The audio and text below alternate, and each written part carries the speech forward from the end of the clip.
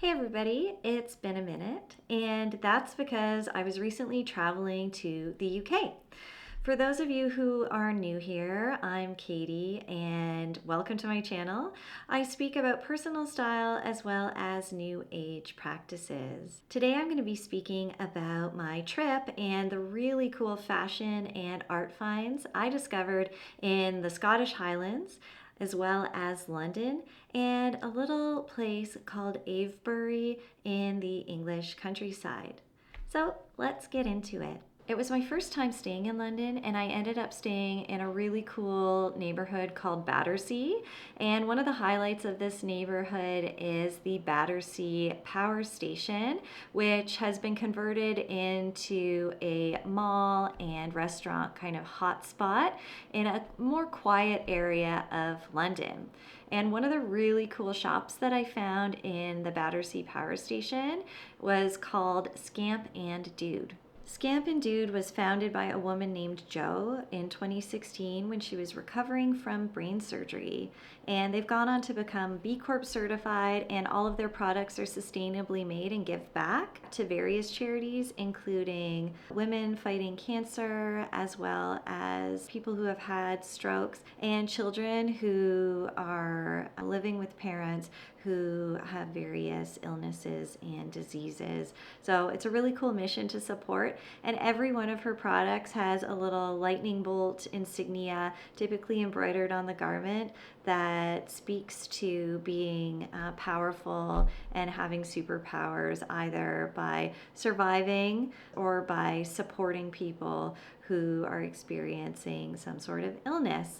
So you can see the little insignia on this shirt that I picked up at Scamp Dude, and it's really cute. The insignia are typically in neon kind of fun colors. But let's get to the actual designs, which are also really fantastic. Scamp Dude has a streetwear inspired edge, but because of that give back, a real kind of family friendly ethos, as well as, making an impact out in the world, which is really cool. And as far as the signature style goes, there's a lot of bold prints that include various kind of leopard prints and lightning bolts, as well as stars.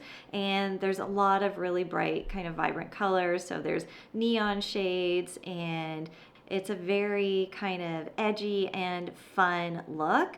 A lot of the items in the store were a little bit too out there for me in terms of like color saturation or the types of colors and some of the prints, but many of the fabrics were made of organic cotton and other natural fibers, which I really loved. And I did manage to find a few really nice pieces, including this really cute puff sleeve shirt.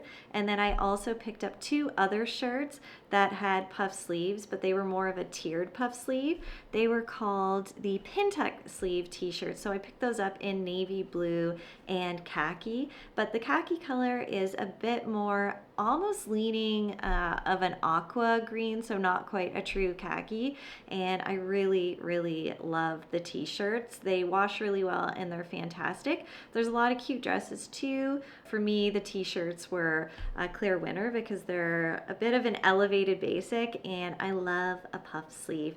So definitely check out Scamp Dude if you're in London, but they also ship internationally if you're interested in checking out their online store. So I'll be sure to save the link in the notes below. Nobody's Child is the next store on my list, and I visited their flagship store in Covent Garden. It was a really cute shop with 2 levels, but I was actually surprised that they had blown through their stock pretty quickly, so they didn't have a lot of sizes in the back to choose from, which meant I only ended up picking up one thing. Nobody's Child I've talked about in a previous video, and they're really cool for so many reasons. They focus on sustainability and circularity in their designs. They often use lensing, ecover, and various other sustainable rayons or cotton in their designs, which means they're really focused on those better for the environment fabrics, which is fantastic. And they're also more of a slow fashion line, so they don't release a ton of products every season, and the products are often meant to last a long time, and they're really considered pieces, but they're also really fun. The Nobody's Child signature style is really feminine and flattering. They have a lot of floral prints as well as gingham prints, and they feature a lot of puff sleeved and shirring detail on the bodices with a lot of flowy, pretty skirts. They do have some knitwear as well, and I ended up picking up a beautiful knitwear top in cream, and it has embroidery that's very kind of folksy on it. Super cute. It fits me really well. I ended up picking up a size small, and I absolutely love this. It's a little bit quirkier than some of the knitwear I have in my collection, so it was a great addition to my current wardrobe. I was really hoping to find a dress at Nobody's Child, but unfortunately just some of the prints and the colors and the cuts didn't really combine to work well with me. I did find that some of the dresses looked quite, I guess, vintage on me when I tried them on, because they were super feminine and quite flowy. So it depends if this is your style or not. They definitely did have some dresses that would suit me. It's just that they didn't have them in the colors I was looking for. Unfortunately, I only picked up one piece from there, but the piece that I picked up was an absolute winner. So if you're ever in London, I would definitely suggest checking out Nobody's Child. And they do also ship internationally, so you can purchase products from their website, which actually has a much wider selection and a wider size range than I found in their Covent Garden store. Before I get into the other really cool pieces that I picked up on my travels, I wanted to speak to some of the trends that I spotted in and around London. There were 4 key pieces that I kept seeing in London. One was the cropped trench. They were everywhere in every color, in every type of fabric. A lot, though, appeared to be like a cotton twill. There were some waterproof ones. Sorry, my cat's always getting into these videos. Love them. In addition to the crop trenches that I saw everywhere, I also saw a lot of quilted jackets. Those were mainly in the shops just due to the weather that I was seeing in London during that week that I was there. But a lot of quilted jackets in the shops. They were everywhere, especially in Notting Hill. I saw quite a few of those, but almost every store I went into had those, and there were a few people on the street wearing those as well. I also saw a ton of animal print, mainly leopard print. It was really popular in the evenings. No matter where I went, I saw at least a few people with leopard print, particularly in the restaurant. So leopard print is a really big deal in London for sure. And of course, I brought some home with me because I had to. And the other trend that I saw a lot of in London were maxi dresses with smocked bodices. They were everywhere. Even though the weather was 16 degrees and very chilly, there was quite a cold wind blowing for most of the week that I was there, but everybody was wearing these, and they were cotton, and typically there were either bows on the straps or they had a puff sleeve, and people would be wearing them under their trench or under a quilted jacket or under a leather jacket or a denim jacket. I also saw some of that echoed when I was in Edinburgh. I ended up not picking up any of those pieces, although I was kind of regretting not getting a cropped trench because I can now understand why they'd be useful in the spring. But I did really want to get one of the cotton smocked bodice dresses.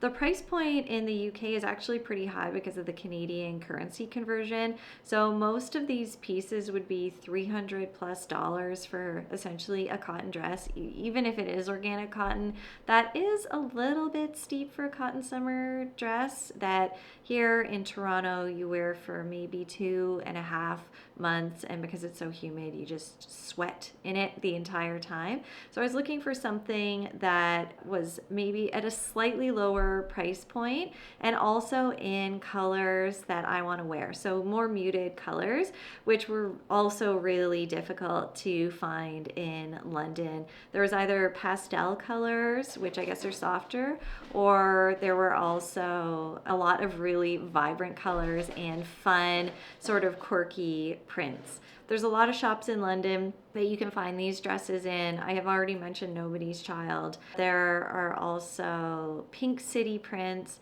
as well as at Marks and Spencer. I saw some of those dresses as well, but they didn't have my size.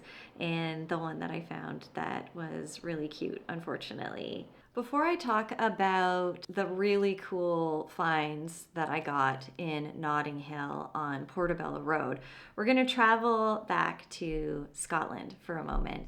I spent some time in the Scottish Highlands, so the Isle of Skye, Inverness, and then I also spent some time in Edinburgh, and I saw Harris Tweed everywhere. Harris Tweed jackets, Harris Tweed gloves, and a lot of Harris Tweed bags. And before even traveling to the Highlands, I knew that I wanted to pick up a Harris Tweed bag. There's one thing that you need to be really careful of, especially as a tourist if you're visiting all of these spots. A lot of the Harris Tweed bags are not made in Scotland.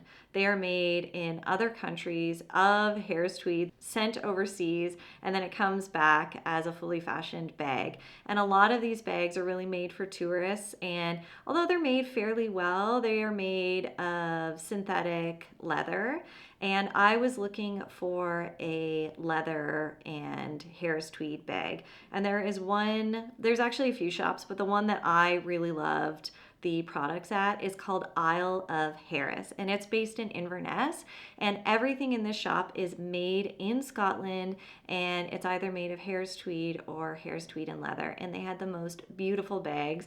There were 2 or 3 that I really wanted, but because I actually needed a bag on the trip, I hadn't brought a crossbody because I couldn't fit it in my luggage initially, so I wanted to pick up a bag, and I got the most incredible Harris Tweed bag. It is in colors that really work with most of my outfits. So it's this beautiful kind of soft brown leather and this brown and muted green and kind of muted blue tartan.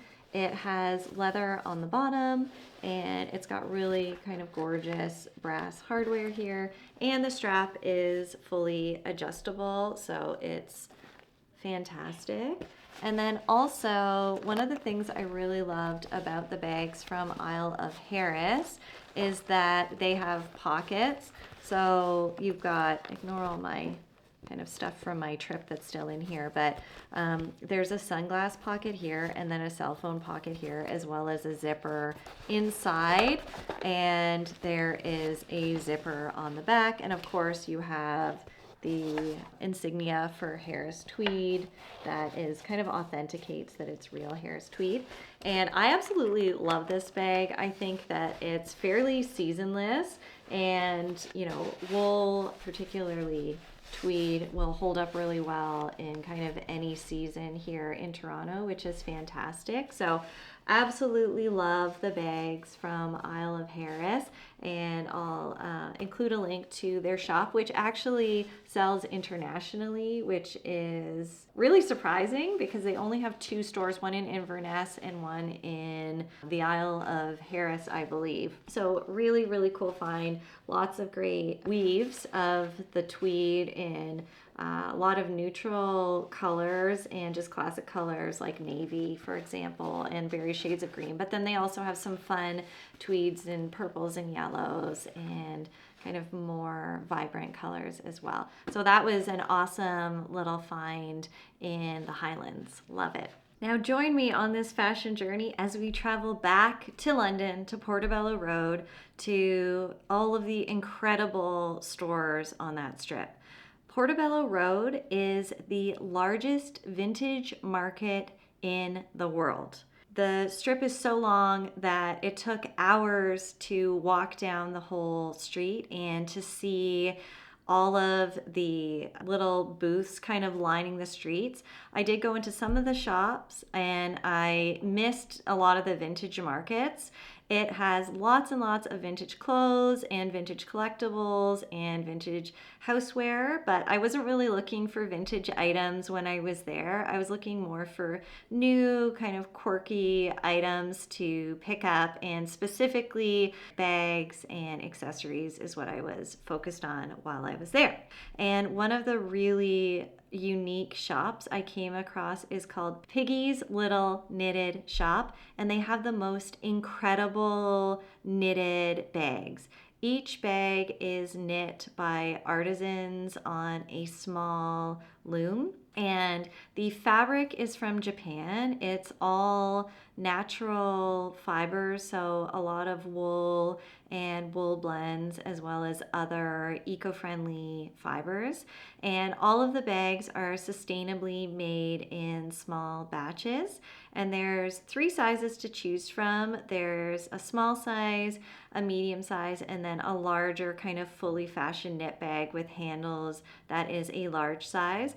I ended up picking up a medium sized bag that is going to function as a tote bag, and I am absolutely in love with this bag. So as you can see, it is a fully knit bag, and of course it has a cat on it. It is so cute. I absolutely love it. As soon as I saw it, I was impressed with it and thought it was adorable, and I ended up going back to pick it up.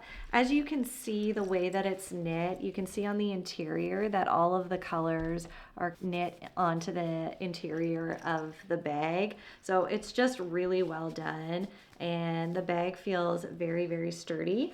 And you end up picking a matching strap. So there were a few different straps that matched the bag, but I went with a neutral strap. And what's really cool about the bag is that the strap is adjustable so that you can wear it longer crossbody like a tote, or you can wear it as a shoulder bag as well. So you snap the bag and have the strap be shorter. The other cool thing about these bags is that they're a Japanese style, and I'm not sure what this style of bag is called, but you can also carry it on your wrist or arm like this, and I guess that's a popular way to carry these as well. And it's really cool the way that the cattail kind of twists when you wear it this way. So just a really gorgeous, unique, and very out there bag, but I'm here for it. I love a little bit of whimsy. I love a little bit of fun, and the price point was really good.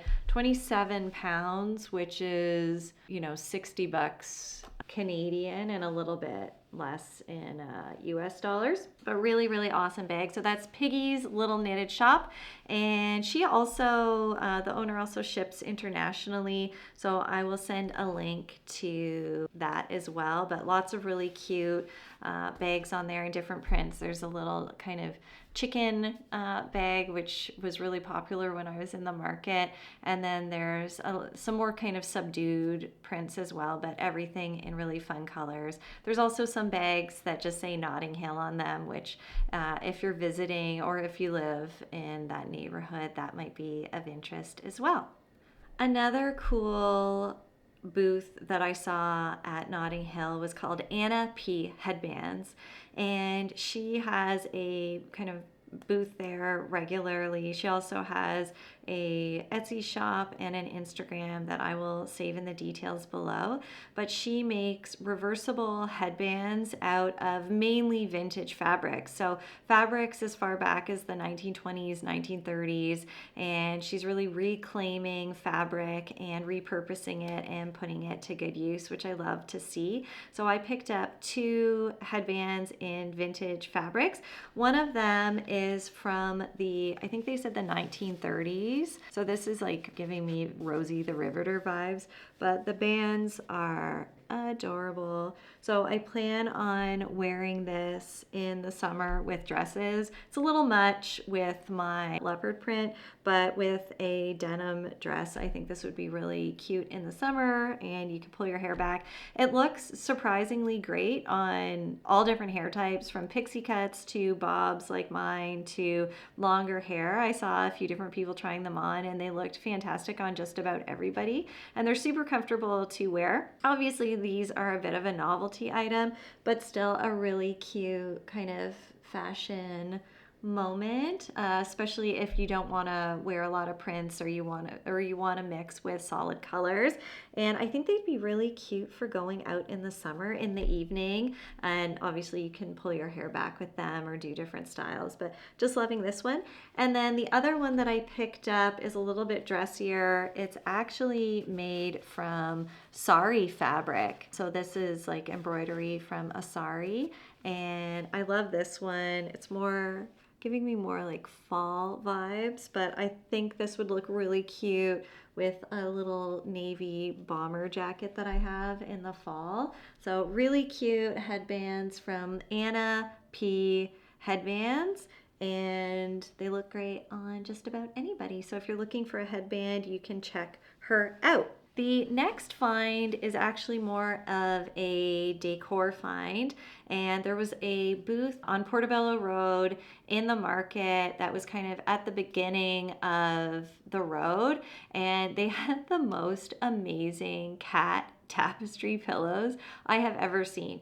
Completely a novelty item and very much a niche market, but they had all sorts of tapestry pillows, but in particular a lot of cat tapestry pillows.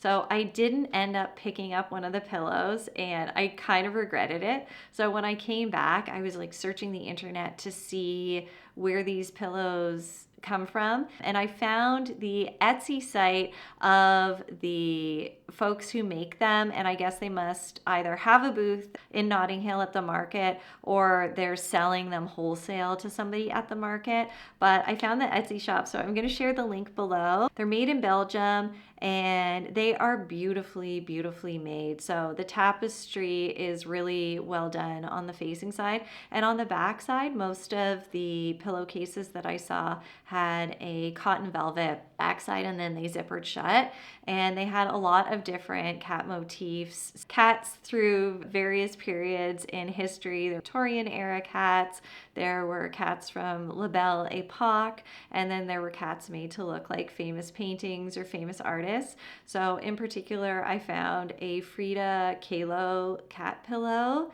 Yeah, just a really, really fun kind of novelty item for folks who are into tapestry or cats. They did have some other animal and nature motifs, but I mean, the cats are just like the most amazing. And now traveling outside of London to Avebury. And Avebury is a little town that is encircled by monolithic stones that are even more ancient than the ones at Stonehenge. It's an incredible, incredible place to visit. And there was a really magical little shop there called Elements of Avebury. And in that shop, they featured lots of kind of local artists and items. I ended up picking up a really cool deck about the Avebury stones that was designed by the owner of the shop. But I also wanted to speak about the artwork that I saw there from a really interesting artist that features mythology and mystical elements in her designs. The artist's name is Amanda Clark, and I just thought her prints were so beautiful and whimsical. I didn't end up picking up one of them just yet, but I have found her on Etsy, and I'll share a link to her Etsy shop below. Really wanted to share that with you. That's it for all of my awesome finds in the UK. Of course, there was so much more that I spotted, but I just wanted to share my top picks that were fashion and accessory finds, as well as a few home decor items there. So I'd love to hear what you think and if you agree with me on what is trending in London. And also, if you've recently been to the UK, either the Highlands or London or anywhere else, and you found really great fashion finds that you can really incorporate into your personal style, I would love to hear that. That's all for now. Thanks so much for joining me, and I look forward to hearing from you in the comments. See you again soon. Bye.